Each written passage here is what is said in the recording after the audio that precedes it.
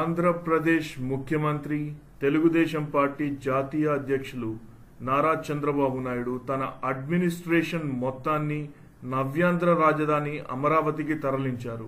అయితే సమైక్య ఆంధ్రప్రదేశ్కు 9 ఏళ్లు సీఎంగా పనిచేసిన చంద్రబాబుకు తన ఫ్యామిలీని మాత్రం తరలించే ఉద్దేశం లేనట్లుగా ఉంది. జూబ్లీహిల్స్ అత్యంత సంపన్నులు నివసించే ప్రాంతం.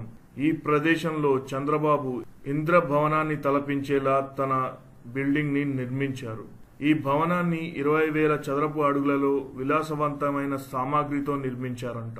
విదేశీ నిపుణుల సూచనల మేరకు అత్యంత విశాలమైన పడక, విశ్రాంతి గదులు నిర్మించారని తెలుస్తోంది.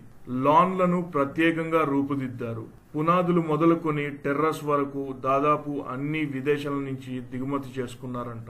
యూరప్ దేశాల నుంచి తీసుకువచ్చిన ఖరీదైన కళాఖండాలు, షాన్లియర్ ఉన్నాయని తెలుస్తోంది. విదేశాల నుంచి తీసుకువచ్చిన అరుదైన జాతి మొక్కలు లాన్ లో ఉన్నాయి. ఈ ప్యాలెస్ లో ఉపయోగించిన ఇంటీరియర్ కోసం ఇటలీ పర్యటన కూడా చేశారంట. స్టిల్ ఫ్లోర్ లో 19 కార్లను పార్క్ చేయవచ్చు.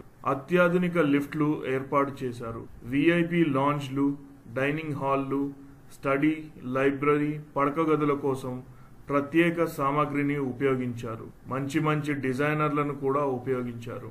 తన పాత భవనాన్ని కూల్చివేసి అదే స్థలంలో దీనిని నిర్మించారు చంద్రబాబు నాయుడు. ఆ పాత భవనంలో 30 ఏళ్లు నివసించారు. తొలుత ఈ భవంతి స్క్వేర్స్ లో ఉంది.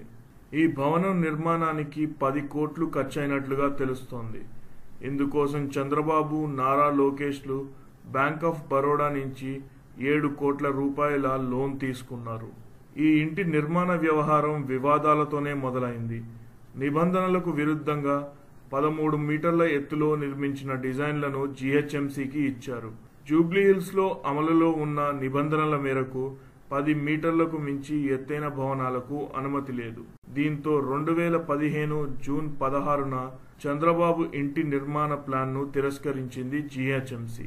తిరిగి 9.95 మీటర్ల ఎత్తు సెట్ బ్యాక్లతో రూపొందించిన ప్లాన్ను సమర్పించడంతో అదే ఏడాది ఆగస్టు 17న నిర్మాణ అనుమతులు వచ్చాయి. భవనం పూర్తయ్యాక నివాస యోగ్యమని ధృవీకరిస్తూ ఆక్యుపెన్సీ సర్టిఫికెట్ ను జారీ చేసింది జీహెచ్ఎంసీ.